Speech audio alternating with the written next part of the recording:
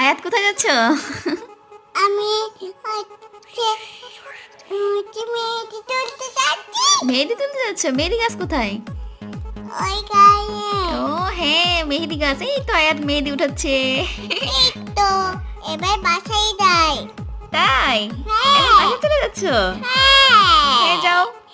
যাচ্ছি। আরে এখানে আবার কি রেখে চলে গেলে তোমার?